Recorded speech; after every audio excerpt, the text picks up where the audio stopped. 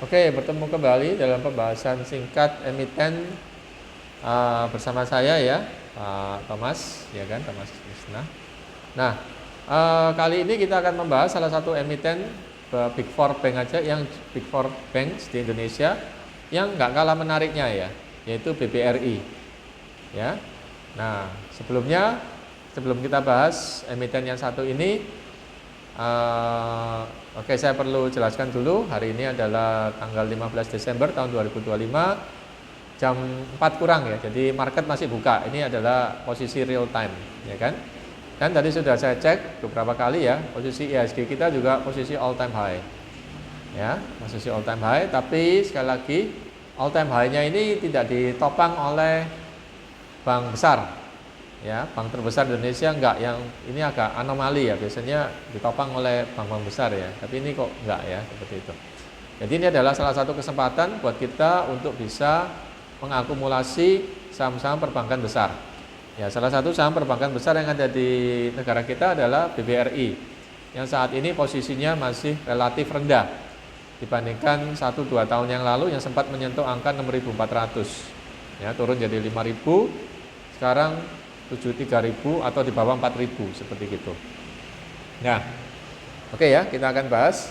Nah, PER PBV-nya juga lebih rendah, bahkan lebih rendah dari Bank Mandiri tadi ya.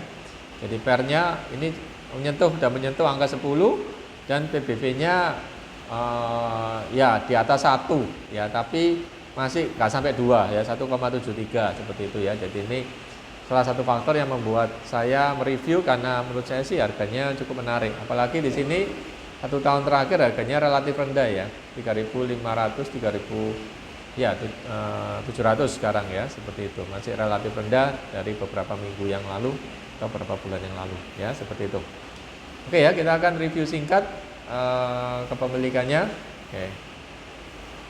Ya, jadi dari profile itu kita bisa lihat di sini berapa porsi dari masyarakat.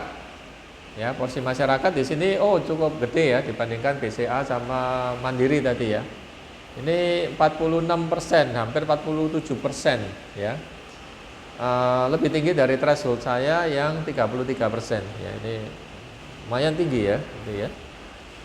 Oke ya, gitu. Nah, kemudian juga nama-nama di sini bisa dibaca sendiri ya.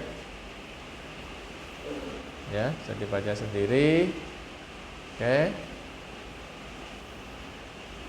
dan sini subsidiary companies-nya juga bisa dilihat sendiri ya. Oke, dan angka terbesar ada di mana? Di PT Pegadaian, Bank Raya Indonesia, dan Permodalan Nasional Madani ya, seperti itu. Oke, kemudian finansialnya ini yang saya lihat adalah ya sama kayak dua bank sebelumnya ya, Mandiri dan BCA juga pada September 2025 masih rendah. Ya, bisa jadi karena laporan keuangannya mungkin juga belum tuntas ya, ada data yang mungkin harus perlu dimasukkan ya. Ini kan. Nah, ini. Tapi saya lihat secara sekilas balance sheet untuk modalnya, equity-nya ini masih cenderung stabil, naiknya pelan. Ini masih oke, bagus ya gitu. Kemudian cash flow bisa dilihat sendiri dan juga earnings-nya ya. Oke.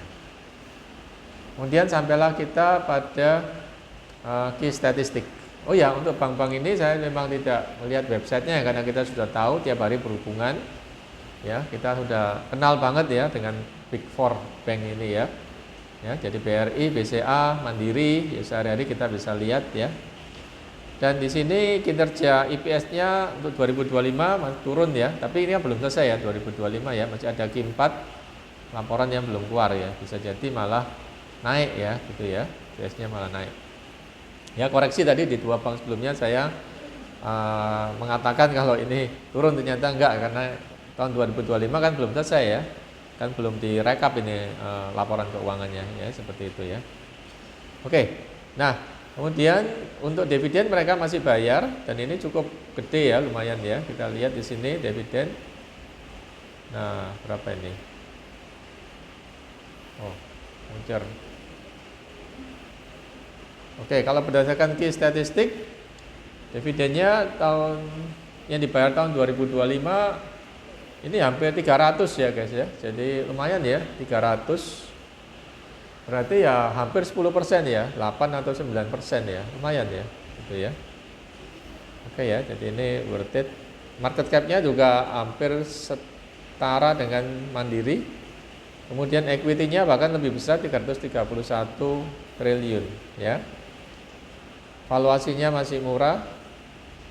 Profitability nggak ada masalah ya. Oke ya, seperti itu. Oke, revenue-nya 257 triliun atau tahun 2024 252 dengan kemampuan kalau tahun lalu 2024 60 per 2000. Ya, berarti di atas 25% atau di atas 30%. Jadi ini ya bagus lah ya. Jadi kalau secara angka ya, secara angka dengan Mandiri atau BRI ini masih secara angka masih oke ya gitu ya. Nah,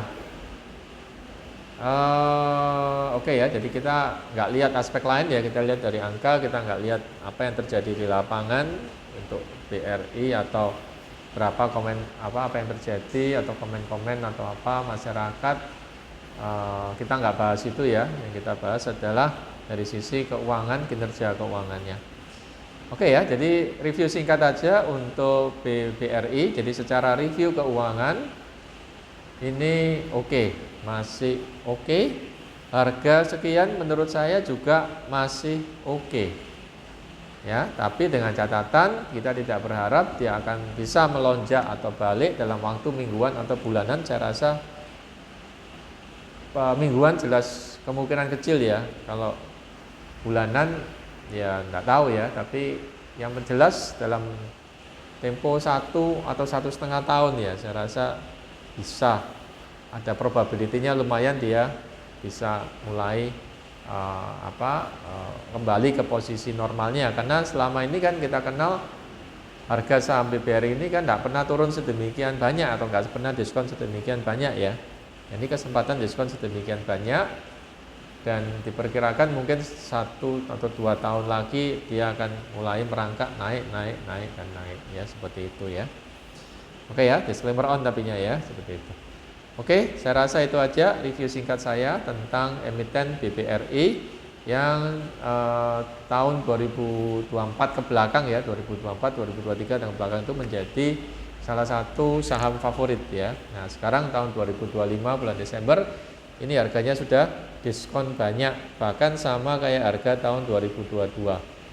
Ya, sama kayak harga tahun 2021, 2022. Ya, seperti itu.